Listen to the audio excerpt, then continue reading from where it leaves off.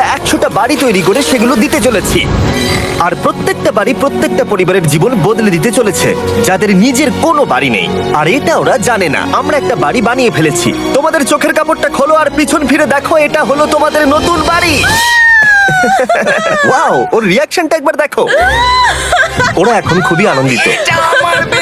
আমার খুব ইচ্ছে ছিল এদের একটা বাঙ্ক বেড হোক, আমার স্বপ্ন সত্যি হয়েছে। এটা হলো 100টা বাড়ির মধ্যে প্রথম বাড়ি যেগুলো আমরা দিতে চলেছি। প্রথম ওদের খুশিতেই আমাদের খুশি। চলো পরের বাড়িগুলো দেওয়া যাক।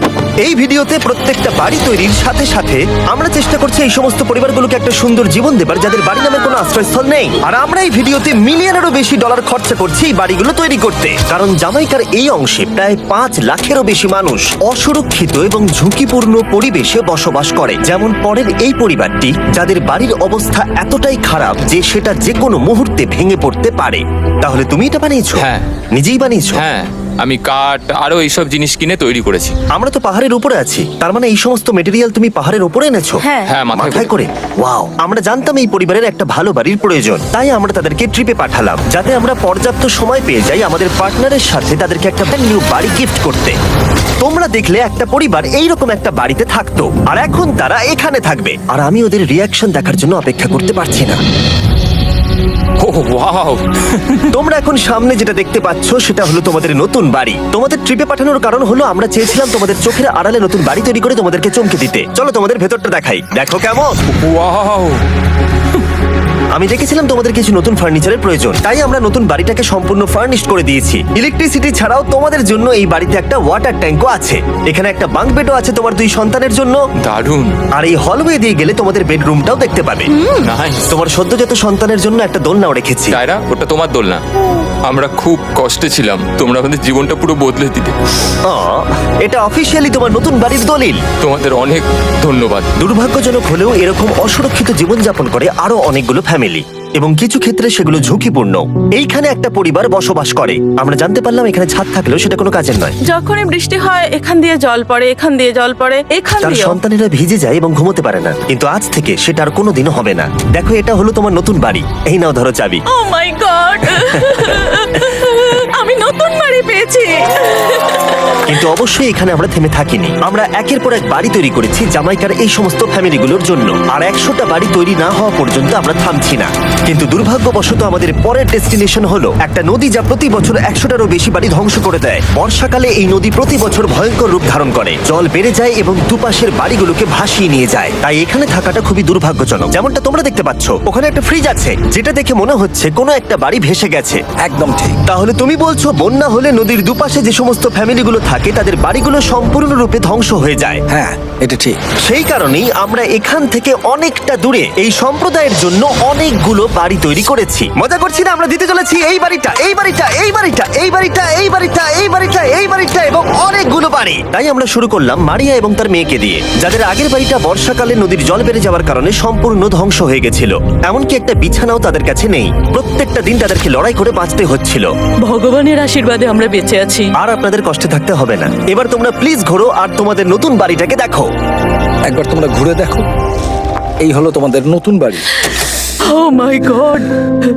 ধন্যবাদ ভগবান, তোমাকে অনেক অনেক ধন্যবাদ। অনেক অনেক আরে ধন্যবাদ। ঠিক আছে, চলো ভেতরে যাওয়া যাক। ও, তুমি আমাকে হাত করতে চলো, চাও? ভেতরে যাও। চলো ভেতরে। ও, কি সুন্দর! আর ওরা যখন নিজের বাড়িতে ঘুরছিল তখন ওরা জানতো না এই বাড়িটা ওদেরকে ফ্রিতে দেওয়া হচ্ছে। সারপ্রাইজটা কি বলনি? না, না। আরে সারপ্রাইজটা ওদেরকে বলে দাও। তোমাদের টাকা দিতে হবে, পুরো বাড়িটা তোমার। সৃষ্টিকর্তাকে অনেক অনেক ধন্যবাদ। নতুন বাড়ির জন্য অভিনন্দন। তোমাকে অনেক ধন্যবাদ। এটা ফ্রি শুনে ওরা খুবই খুশি হয়েছে। আমি কি এখানে শুতে পারি? হ্যাঁ, তুমি শুতে পারো। ও, আমার এখানে ঘুমোতে ইচ্ছে করছে। কেমন লাগলো? আমি কি তোমাকে হাগ করতে পারি? তোমার কি মনে হয়? হ্যাঁ, করে নাও। হ্যাঁ, নিশ্চয়ই। Thank you.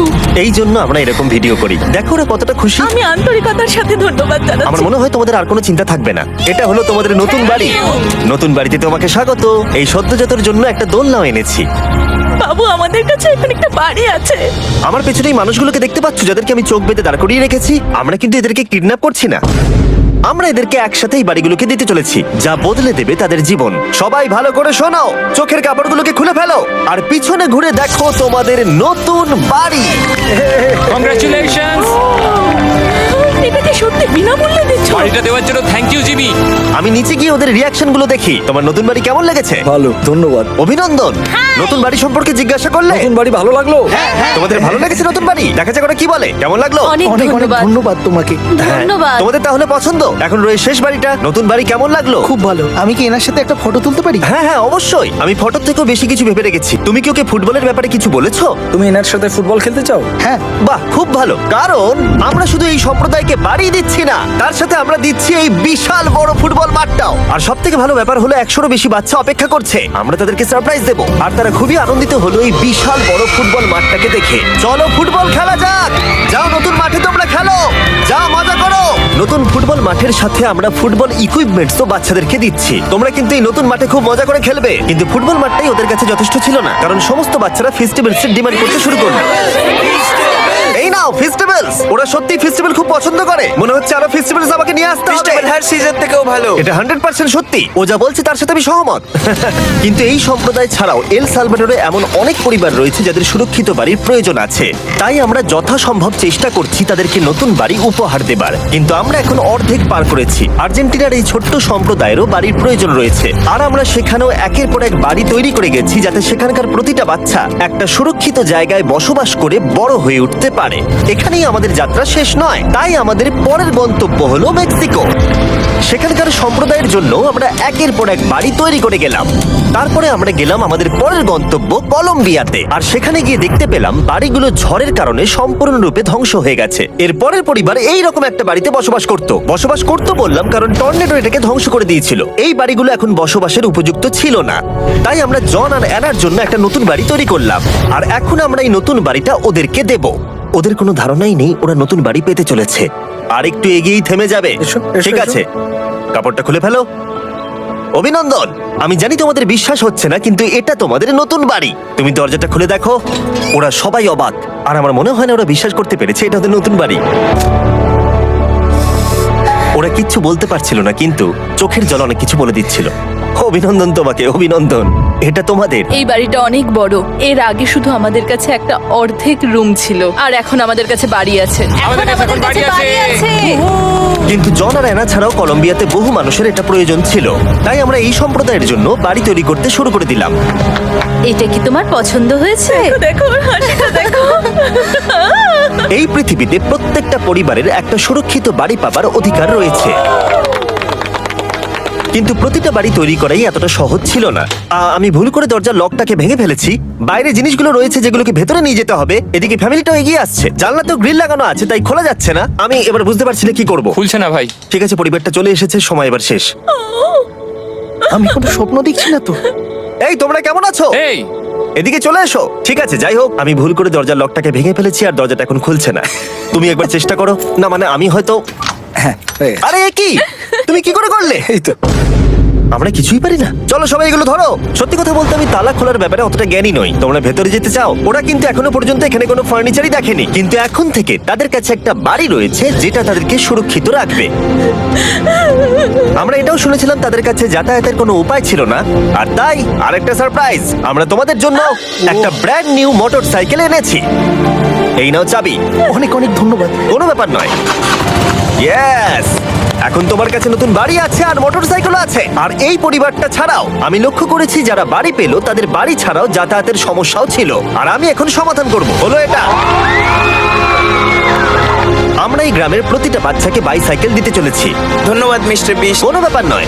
ধন্যবাদ মিস্টার বিস। কলম্বিয়াতে এতগুলো বাড়ি বানানোর পরেও আরেকটা বাড়ি বাকি ছিল যেটা আমরা উপহার দেব। আর শেষ পর্যন্ত 100তম বাড়ি।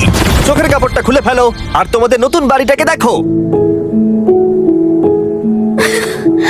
Thank you, thank you so অভিনন্দন মাচ। তোমাকে, অনেক অভিনন্দন। বড় উপকার আরে, করলেন আপনি।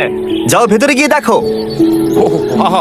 আমার সব পার্টনারকে শাউট আউট যারা বাড়িগুলো বানাতে সাহায্য করেছে। তার সাথে তোমাদেরকেও শাউট আউট, কারণ তোমরা এই ভিডিওগুলো না দেখলে আমরা এই 100টা বাড়ি বানাতে পারতাম না। আর চ্যানেল যদি এভাবে গ্রো করে, আমি আশা করব ভবিষ্যতে 1000টা বাড়ি বানাবো। দেখার জন্য ধন্যবাদ।